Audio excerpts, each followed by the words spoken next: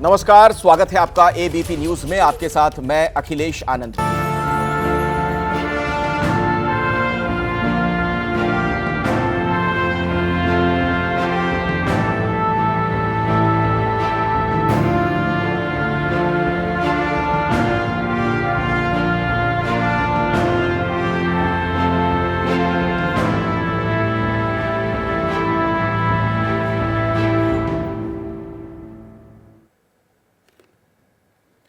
रतन टाटा नहीं रहे। आज हर कोई दुखी है, गमज़दा है। आपको हम तस्वीरें भी दिखाते हैं किस तरीके से उन्हें अंतिम विदाई देने के लिए हजारों लोगों का हुजूम उमड़ पड़ा है। जहां पर नरीमन पॉइंट में उनका पार्थिव शरीर रखा गया है, वहां पर आप तस्वीरों के जरिए देखेंगे कि क्या आम क्या खास तमाम लोग लगातार पहुंच रहे हैं। कुमार मंगलम बिरला भी पहुंचे हैं। इसके अलावा और भी तमाम जो उद्योगपति हैं एक एक करके वहां पर पहुंचते नजर आ रहे हैं। राजनीति दुनिया के जो दिग्गज हैं वो पहुंच रहे हैं। नामी गिरामी जो खिलाड़ी हैं वो पहुंच रहे हैं। क्या आम और क्या खास, हर कोई आज रतन नवल टाटा को याद कर रहा है, जो 86 साल की उम्र में हम सभी को छोड़कर अनंत यात्रा पर निकल गए। शाम 4 बजे तक एनसीपीए लॉन में ही उनका यह पार्थिव शरीर दर्शन के लिए रखा गया है, ताकि लोग वहां पर पहुंच सकें, अपने प्रिय उद्योगपति को भावभीनी श्रद्धांजलि दे सकें। वो उद्योगपति जिसका उद्देश्य सिर्फ मुनाफा कमाना नहीं रहा, बल्कि उनका एक मानवीय चेहरा भी देखने को मिला था। हमारे साथ मृत्युंजय हमारे सहयोगी इस वक्त मौजूद हैं। सीधे उन्हीं के पास मैं आपको लिए चलता हूं। मृत्युंजय, ये यहाँ पर कितनी देर का पूरा ये कार्यक्रम रहने वाला है, जो अंतिम विदाई दे रहे हैं लोग, और उसके बाद जब वो वर्ली पहुंचाया जाएगा उनका पार्थिव शरीर, उससे जुड़ी कुछ और जानकारी, कुछ अपडेट अगर आपके पास हो? बिल्कुल, आपको बता दें कि 4 साढ़े 4 बजे तक पार्थिव शरीर को यहीं एनसीपीए में रखा जाएगा। तस्वीरें आपको दिखा दें, तिरंगे में लिपटे हुए सबके प्रिय रतन टाटा जी, और बारी बारी से लोग अंतिम दर्शन कर रहे हैं। पूरे मुंबई के पारसी समुदाय के जो लोग हैं वो यहाँ उमड़ पड़े हैं। साथ ही साथ टाटा ग्रुप की अलग अलग कंपनियों के में काम करने वाले कर्मचारी और उनके जो बड़े पदों पर काम करने वाले कर्मचारी हैं वो सभी यहाँ पर सुबह से ही मौजूद हैं, और वो बारी बारी से अंतिम दर्शन कर रहे हैं। चाहे राजनीति के क्षेत्र की बात की जाए, उद्योग जगत की बात की जाए, सामाजिक क्षेत्र की बात की जाए, सभी क्षेत्रों से लोग यहां पहुंचकर अंतिम दर्शन कर रहे हैं। कुछ समय पहले यहां पर एनसीपी ग्रुप के अजीत पवार, प्रफुल्ल पटेल दर्शन करने पहुंचे थे। थोड़ी देर बाद ही शरद पवार अपनी बेटी के साथ दर्शन करने पहुंचे। गवर्नर शक्तिकांता दास दर्शन करने के लिए पहुंचे। व्यवसायी अजय पिरामल, जो कि मुकेश अंबानी के समधी हैं और व्यवसायी हैं, वो दर्शन करने पहुंचे थे। कुमार मंगलम बिरला अभी कुछ समय पहले तक यहीं मौजूद थे, और नोएल टाटा, जो कि रतन टाटा के भाई हैं, उनसे बातचीत कर रहे थे। साथ ही साथ आप देखें, लगातार कतार में खड़े रहकर लोग दर्शन करने के लिए पहुंच रहे हैं। आपको बता दें कि अमित शाह भी यहां पर आने वाले हैं, और अमित शाह यहां दर्शन करने के बाद कुछ समय के लिए सह्याद्री गेस्ट हाउस जाएंगे और गेस्ट हाउस में ही रुकेंगे। और जब यहां से पार्थिव शरीर वर्ली के लिए जाएगा, वहां वर्ली में भी जाकर अंतिम दर्शन करेंगे और विदाई देंगे। अमित शाह का देर शाम तक का यही मुंबई में ही कार्यक्रम है, और रतन टाटा को विदाई देने के लिए, अंतिम दर्शन करने के लिए यहाँ पर पहुंच रहे हैं। ये भी एक जानकारी मृत्युंजय ने दी है, एक बड़ा अपडेट उनके पास। ठीक है मृत्युंजय, मैं आपके पास लौटूंगा, आगे भी आपसे बातचीत जारी रहेगी, वहां से तमाम इन्फॉर्मेशन हम आपसे लेते रहेंगे। मेरे साथ दिलीप चेरियन साहब अभी मौजूद हैं, ब्रांडिंग एक्सपर्ट। दिलीप जी, बहुत बहुत आपका स्वागत एबीपी न्यूज में। और सवाल आपसे मेरा यही है, आपसे थोड़ा मैं समझना चाहूंगा, आज जबकि हम सबके बीच रतन नवल टाटा नहीं है, हम सभी गमजदा हैं, दुख में हैं, इस घड़ी पर उन्हें आप कैसे याद करते हैं, उनके व्यक्तित्व को, उनके पर्सनैलिटी को? देखिए, मैं रतन टाटा जी को पहले जब एनकाउंटर हुआ था, मैं जर्नलिस्ट था, और उस टाइम हमने रिपोर्ट कर रहा था कि ये जो उनका एविएशन में वापस आने का जो कोशिश था, उसके बारे में कहा और कई चीजें उस टाइम बताया, पर वो जाकर 15-20 साल बाद ही वो कर पाए। पर सिंगापुर एयरलाइंस के जो बारे में उन्होंने उस टाइम, जब मैं बिजनेस इंडिया के लिए रिपोर्टिंग कर रहा था, उनका जो उद्देश्य था वो बहुत सिंपल और स्ट्रेट फॉरवर्ड था कि इंडिया में जब एयर इंडिया जेआरडी ने शुरुआत की थी, वो उसी ड्रीम को उनको रेप्लिकेट करना था उस टाइम जब उनके पास कोई एयरलाइन नहीं था। मेरे ख्याल में मेरा इंप्रेशन जो मैं इस वक्त कन्वे कर सकता हूं, ये दुख की टाइम है, कि जो रतन टाटा का उद्देश्य था और जो उनका फोरसाइट था और विजन था, उन दिनों में जेआरडी से सक्सेसर होने के बाद बहुत ही बड़ा उद्देश्य था। और उसके बारे में अगर हम सोचें तो उस टाइम के जगत, इंडियन बिजनेस जगत में ऐसा सोचना भी मुश्किल था। उनका ये उद्देश्य भी था कि ना सिर्फ टाटा स्टील को रिन्यू कराएं और रीफोकस करें, पर बाहर जाके भी स्टील कंपनियों को खरीदने का उद्देश्य उसी टाइम से उनके मन में था। उसके बाद जब पीआर के जगत में आया और उनके साथ एक दो बार संपर्क हुआ, तो हर वक्त मुझे ये एक उनका डोमिनेंट थॉट था उन दिनों में। मैं उनके करीब यंगर डेज, मतलब अभी तो उनका 86 था, पर उन दिनों में उनका विजन बहुत बड़ा था और उनका जो एनर्जी था टीम्स को बनाने में, ये दूसरी बात है। विजन के अलावा उनको ये एक प्लान था कि हर बिजनेस में उनके पास टाटा सरनेम के अलावा एक बिजनेस लीडर होना चाहिए। और ये टाटा जो बिजनेसेस है उसका एक सबसे महत्वपूर्ण चीज ये है कि चेयरमैन हो, सीईओ हो, वो फैमिली के अंदर नहीं देखते थे। टाटा एम्प्लॉइज के अंदर से में तो चुनते थे, पर उनका ये एक बड़ा कैपेबिलिटी था कि बाहर से लोगों को लाके उनको चैंपियन बनाना। ये दो चीजें जो है ये बिजनेस लीडरशिप में बहुत इंपॉर्टेंट है, विजन और लीडर क्रिएशन। ये दोनों क्वालिटी उनके सबसे महत्वपूर्ण क्वालिटीज थे। और ये जो है, और उनका एक भी जो जानकारी, जब मैं पीआर में था, इस तरीके से जनता का विश्वास जीतकर फिर से एक बार प्रधानमंत्री, ये बहुत महत्वपूर्ण बात, क्योंकि स्थिरता के बगैर नीतियां अच्छे से इंप्लीमेंट नहीं हुई, स्थिरता के बगैर सुरक्षा सुनिश्चित नहीं होती और स्थिरता के बगैर विकास भी सुनिश्चित नहीं होता। स्थिरता ही है जो नीतियों में भी सातत्य लाती है, स्थिरता ही है जो विचारों में भी सातत्य लाती है और स्थिरता ही है जो विकास में भी सातत्य लाती है। 10 साल तक इतने बड़े देश को अनेक समस्याओं से मुक्त कर तीसरी बार देश की जनता ने मोदी जी को आशीर्वाद दिया और मोदी जी तीसरी बार प्रधानमंत्री बनकर आज देश का नेतृत्व कर रहे हैं। हम सब के लिए बहुत आनंद का विषय है। आज आपने थीम लिखा है। तो अपने दर्शकों की जानकारी के लिए हम बता दें कि अमित शाह भी यहां पर पहुंचने वाले हैं थोड़ी देर में, और रतन टाटा को लेकर उन्होंने क्या कहा वो भी आपको हम सुनवाएंगे।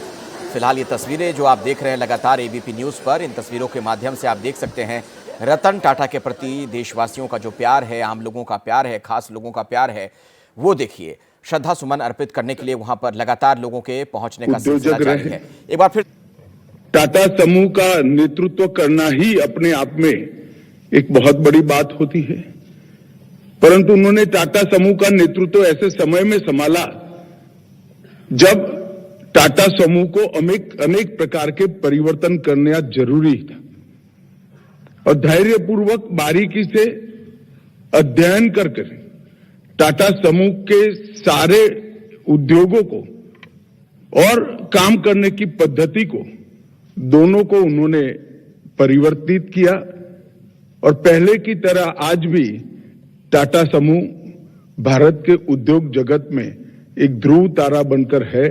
उसमें रतन टाटा जी का बहुत बड़ा योगदान है। देश के अंदर सूचिता के साथ अपने उद्योग का, अपने समूह का विकास करना, देश के सारे कायदे कानून और रूल्स रेगुलेशन इसका पूर्णतः पालन करते हुए अपने उद्योग समूह को प्रमुख स्थान पर बनाए रखना और इसके साथ साथ अपने ट्रस्ट के माध्यम से देश की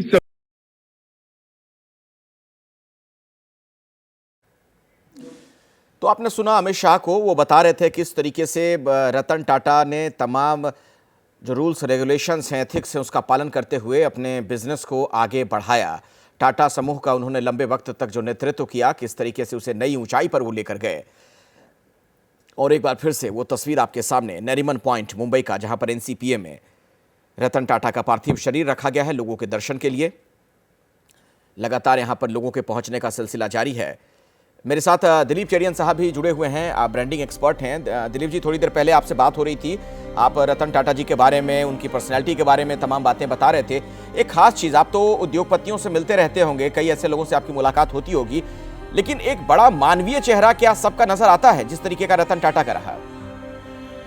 जी, रतन टाटा के लिए सबके साथ, सबका मन में और सबके विचार में और सबके चिंता में एक पॉजिटिव इंप्रेशन रहता था, क्योंकि रतन टाटा जो जितना हम्बल और जितना ह्यूमेन आदमी था, वो बहुत कम इंडस्ट्रीज में नॉर्मली दिखता है।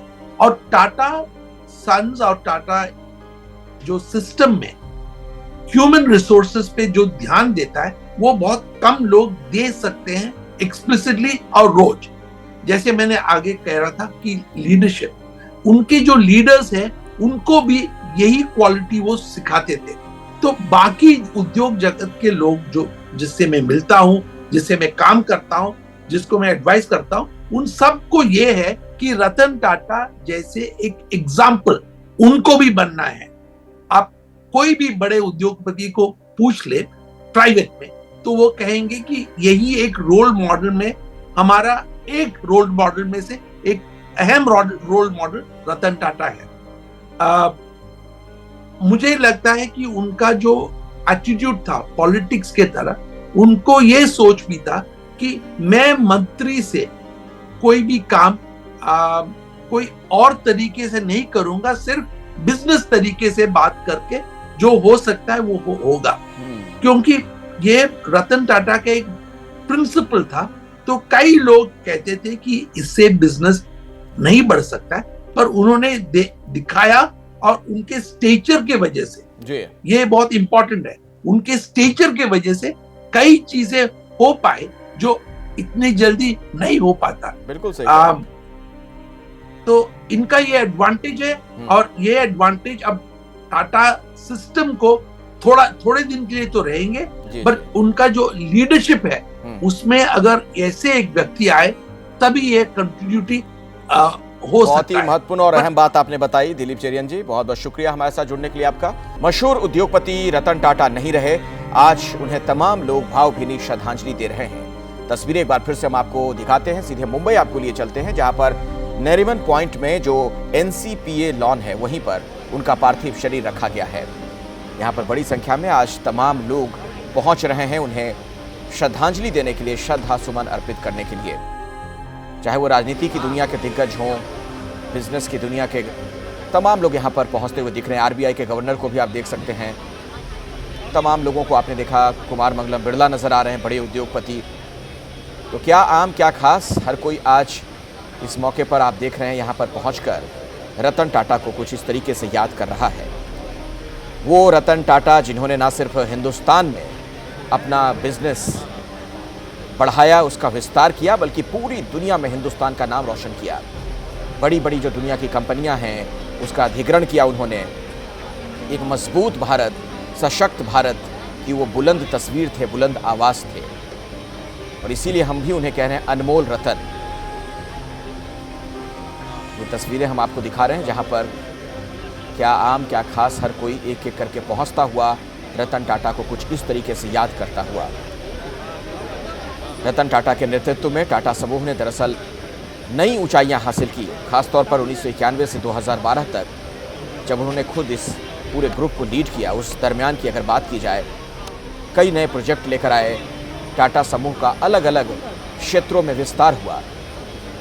और अपने आसपास ही अगर आप देख लें तो शायद ही कोई क्षेत्र आपको मिले जहां टाटा से संबंधित कंपनियां ना हो, ऐसा कोई प्रोडक्ट आपको नहीं नजर आएगा जिससे टाटा संबद्ध ना हो। साल 2008 में रतन टाटा को दूसरा सबसे बड़ा नागरिक सम्मान यानी पद्म विभूषण मिला था। अपने जीवन में खासतौर पर उनकी जो बिजनेस यात्रा रही उसमें कई उतार चढ़ाव उन्होंने देखे, लेकिन कभी थके नहीं, रुके नहीं, एक मानवीय चेहरे के साथ आगे बढ़ते रहे। और अक्सर इस बात का उल्लेख वो करते रहे कि फैसले सही गलत नहीं होते हैं, बल्कि फैसला लेने के बाद उसे सही किया जाता है। कई बड़े बड़े उद्योगपतियों को आप जानते होंगे, लेकिन जिस तरीके का चेहरा रतन टाटा का रहा, एक दयालु इंसान, इसके अलावा दान करने वाला, कई अस्पतालों को मदद करने वाला, रिसर्च के लिए पैसे देने वाला, बहुत कम आपको ऐसे उद्योगपति मिलेंगे। और यही एक बड़ी वजह थी कि उनके जो तमाम कर्मचारी भी थे, टाटा समूह से जो जुड़े हुए लोग थे, वो भी उनकी तारीफ करते नहीं थकते थे। रतन टाटा के अंतिम दर्शन के लिए तमाम लोग जो पहुंच रहे हैं, वो तस्वीरें हम आपको दिखा रहे हैं। और अलग अलग क्षेत्रों के दिग्गज जब रतन टाटा से मिलते जुलते रहे, उस दरमियान के भी कुछ वीडियोस आप देख रहे हैं।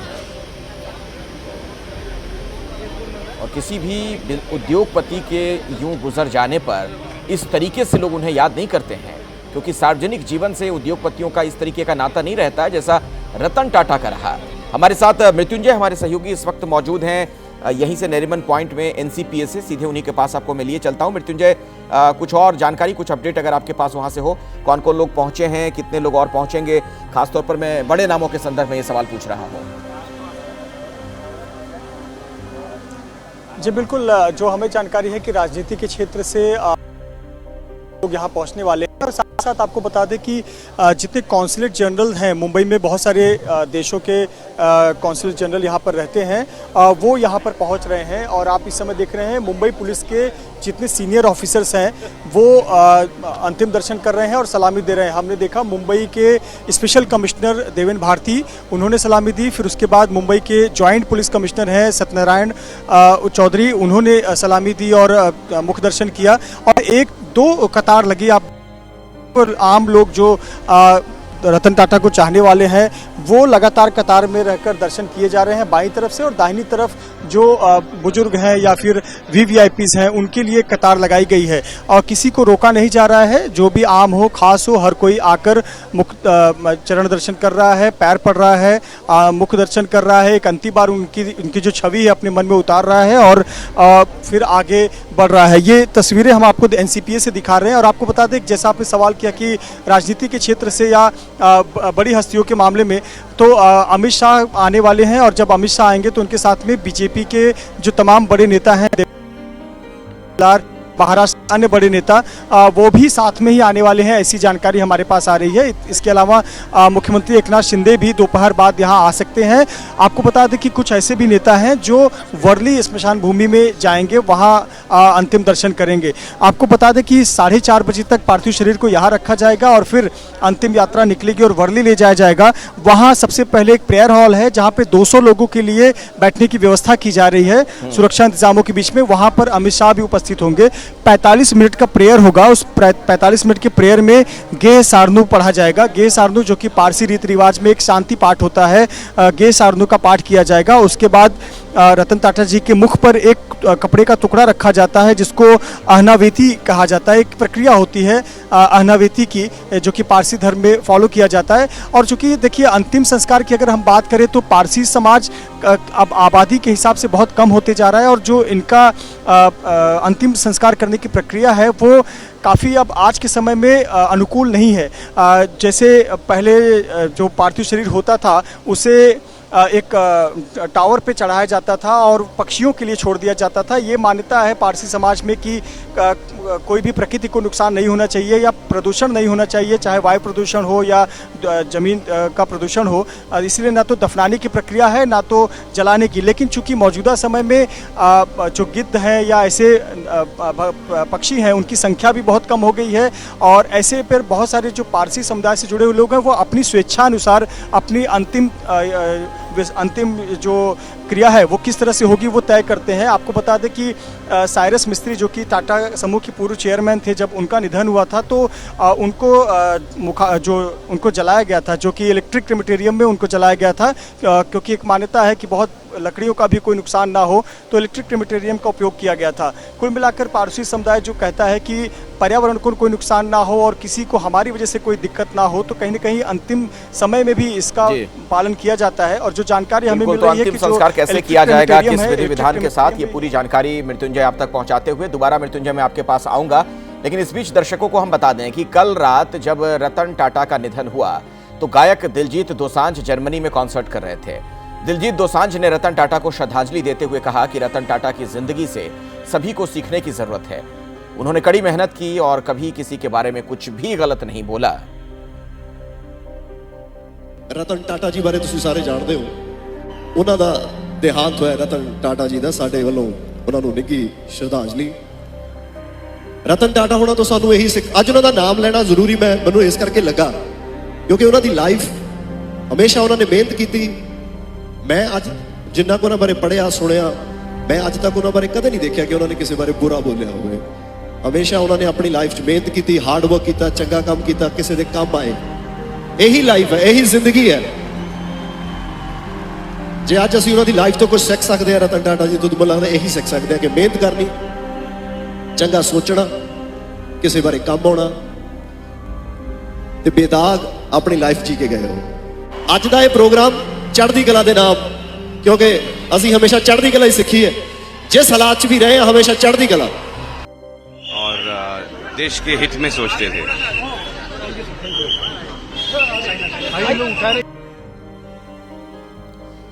तो तमाम लोग अपने अपने तरीके से उन्हें याद कर रहे हैं, उन्हें श्रद्धांजलि दे रहे हैं, श्रद्धा सुमन अर्पित कर रहे हैं। और रतन टाटा का यूं जाना हर किसी को रुला गया है। उनसे जुड़े लोग ही नहीं बल्कि जो उन्हें बिल्कुल नहीं जानते हैं, जिन्होंने उनके बारे में सिर्फ सुना पढ़ा, ऐसे ऐसे लोग भी उनके जीवन के प्रेरक प्रसंगों को सुनकर आज बहुत ज्यादा दुखी हैं।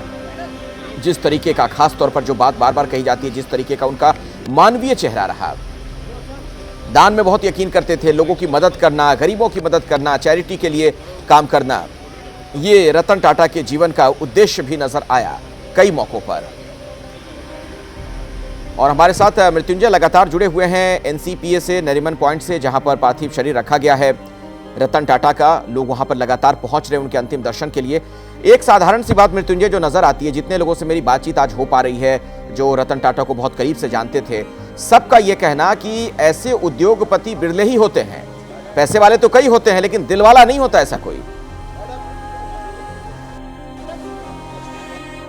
सही कहा आपने, दिलवाला भी है। और देखिए रतन टाटा खुद ये बातें कहते थे कि जीवन के, किसी भी इंसान के जीवन के 3 पड़ाव हैं, एक जन्म, एक मृत्यु और फिर जो एक बीच में आपका कर्म आता है। और ये आपका कर्म इंसान और इंसानियत के इर्द गिर्द होना चाहिए।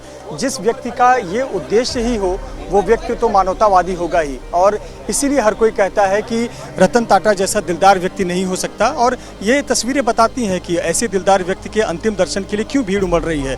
यहाँ आपको जितने लोग नज़र आ रहे हैं, मुख्य सड़क पर सैकड़ों की तादाद में कतार में लोग खड़े हैं, क्योंकि भगदड़ जैसी स्थिति ना बने इसलिए 150-150, 200 लोगों को कतार में छोड़ा जा रहा है कि अंदर एनसीपीए के अंदर आएँ और अंतिम दर्शन करें। बिल्कुल जिस प्रकार का व्यक्तित्व था, जिस प्रकार का चरित्र था है, और कहते हैं कि ऐसे व्यक्ति वापस आएंगे भी क्या, कोई शायद इससे सहमत नहीं होगा। लेकिन ये एक बात है कि आज भले रतन टाटा जी हमारे बीच नहीं हैं, लेकिन अपने जो प्रेरणा, इन्होंने जो हजारों लोगों को, हजारों भारतीयों को एक प्रेरणा दी, एक इंस्पायर किया, एक कहीं ना कहीं एक जीवन का एक उद्देश्य दिया, ऐसे ज़रूर इस रूप में ज़रूर रतन टाटा जी अमर रहेंगे। निश्चित तौर पर जिस प्रकार से हम कहते हैं हमारे भारत में हम सबके लिए नमक बहुत महत्वपूर्ण होता है। शायद ही कोई भारतीय होगा जिसने टाटा साहब का नमक नहीं खाया होगा, नमक नहीं चखा होगा, और हमारे शरीर में वो नमक है और हर भारतीय उस नमक का हक तो अदा करता ही है। सुई से लेकर विमान की बात करें तो ये भी टाटा ने बनाया है। एक आम आदमी का सपना, जो एक आम आदमी साइकिल और 2 पहिए पर चलता है, उसका एक सपना होता है कि वो 4 पहिए पर चले। अगर वो व्यक्ति एक बाइक की कीमत पर एक कार ले पाए, ये सपना भी कहीं ना कहीं रतन टाटा ने ही पूरा कर दिखाया है। और ये सपना आम आदमी का सपना है। रतन टाटा जी आपके ऑडियो में थोड़ी दिक्कत आ रही है। बारिश के समय कोशिश करूंगा कि दोबारा आपसे हम कनेक्ट कर सकें ताकि पूरी आवाज आपकी हम तक पहुंच सके। फिलहाल ये तस्वीरें हम दिखा रहे हैं रतन टाटा के अंतिम दर्शन के लिए जो लोग वहां पर पहुंच रहे हैं लगातार। ये नरीमन पॉइंट जो मुंबई में है वहीं पर एनसीपीए के लॉन में उनका पार्थिव शरीर रखा गया है। ये कोलाबा के बहुत करीब है। कोलाबा जहां पर रतन टाटा का अपना आवास, अपना घर, जहां पर पहले उनका पार्थिव शरीर लाया गया था हॉस्पिटल से। तो आज की ये बड़ी खबर और वो खबर जिसने हर किसी को स्तब्ध कर दिया है। आज हर कोई दुखी है और बहुत ही भारी मन के साथ रतन टाटा को याद कर रहा है। तो किस तरीके से रतन टाटा को श्रद्धांजलि दी जा रही है वो तस्वीरें हम आपको लगातार दिखा ही रहे हैं और अलग अलग क्षेत्र के जो दिग्गज उन्हें श्रद्धांजलि दे रहे हैं उससे जुड़ी तस्वीरें भी हम आपको दिखाएंगे। लालकृष्ण आडवाणी ने रतन टाटा को श्रद्धांजलि दी। उद्योग जगत के बड़े सितारे थे रतन टाटा। रतन टाटा दूरदर्शी थे। भारतीय उद्योग पर अमिट छाप उन्होंने छोड़ी है। देश रतन टाटा का कर्जदार रहेगा। ये लालकृष्ण आडवाणी की तरफ से ये बातें कही गई हैं। रतन टाटा को आप देखिए किस तरीके से आज पूरा देश याद कर रहा है। हर क्षेत्र के लोग, आम हो खास हो, हर व्यक्ति आज गमगीन है और बहुत कम ऐसे उद्योगपति होते हैं जिनका इस तरीके का विराट व्यक्तित्व होता है कि उनके जाने पर पूरा देश दुखी हो।